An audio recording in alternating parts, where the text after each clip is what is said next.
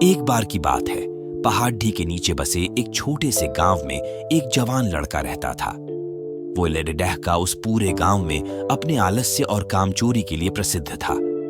सभी गांववासी उसे आलसी कहकर ही पुकारते थे, क्योंकि वह पूरे दिन एक पेड़ के नीचे पड़ेढ़ा रहता, झपकियां लेता और अपने भविष्य के बारे में अच्छे अच्छे सपने देखता। उसके दिन ऐसे ही आलस्य से गुजर रहे थे, लेकिन वन दिन उस गांव में एक बौद्ध भिक्षु हमारी, जो कि अगले 3 दिनों तक उसी गांव में ठहरने वाले थे।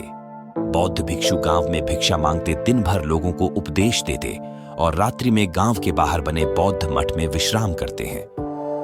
बौद्ध भिक्षु जब भी भिक्षाटन के लिए जाते हैं और भिक्षा लेकर वापस लौटते हैं, तो वो हर बार उस जवान लड़डहके को उसी पेड़ के नीचे लेटा हुआ पाते।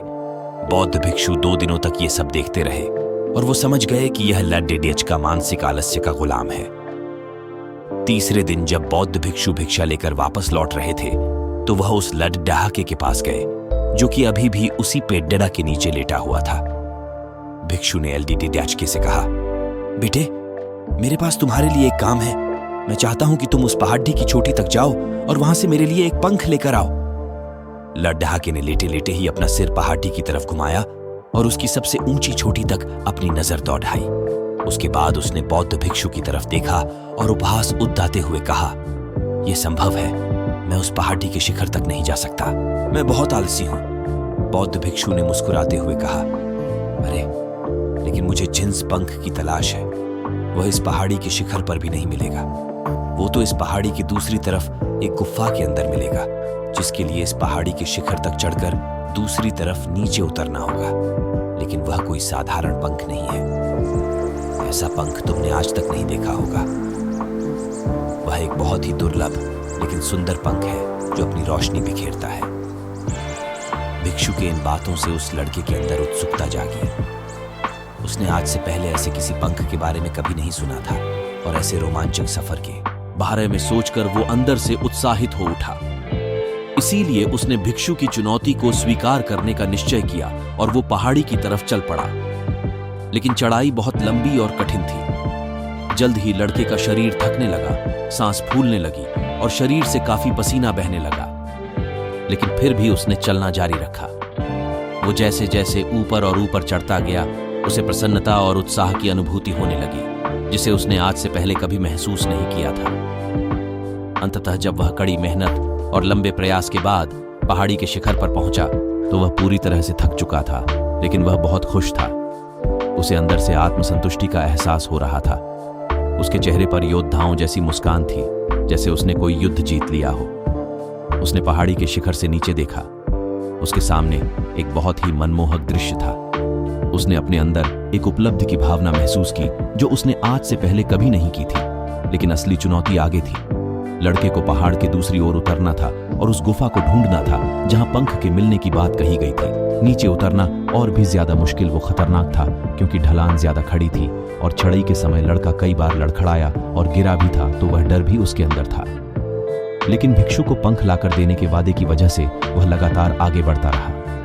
काफी खोज, मशक्कत और कड़ी मेहनत के बाद जब वह अंत में गुफा तक पहुंचा, तो उसने देखा कि पंख वहीं पड़ा हुआ था, जो गुफा के प्रवेश द्वार से छनकर आ रही रोशनी में चमक रहा था। उसने पंख उठाया, लेकिन उसकी सुंदरता को देखकर अचंभित रह गया।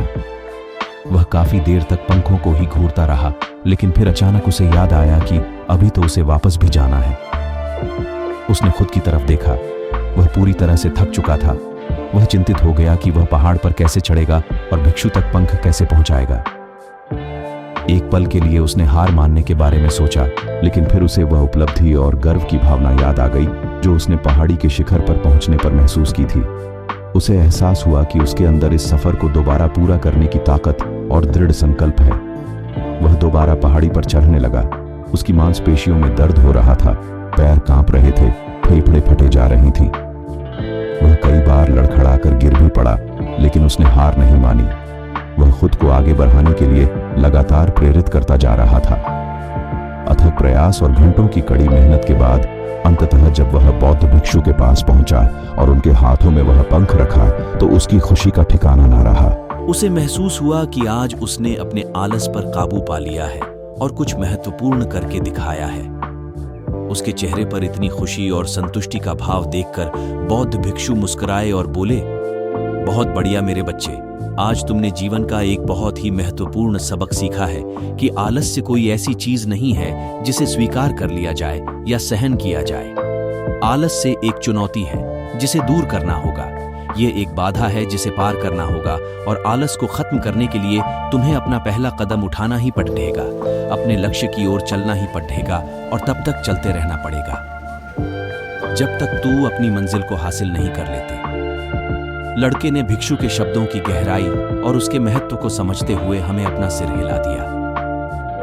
आज उसे एहसास हुआ कि वह हमेशा से ही बड़ी और महान चीजों को करने में सक्षम था, लेकिन उसके आलस्य ने उसे रोक रखा था।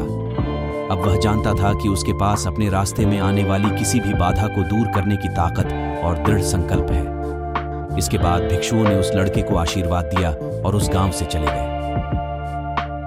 इस कहानी से सीखने वाली बात यह है कि जब हम असंभव लगने पर भी अपने लक्ष्य को प्राप्त करने के लिए खुद को आगे बढ़ाते हैं, तब हम अपने भीतर एक ऐसी ताकत और दृढ़ संकल्प की खोज करते हैं जिसके बारे में हम पहले कभी नहीं जानते थे।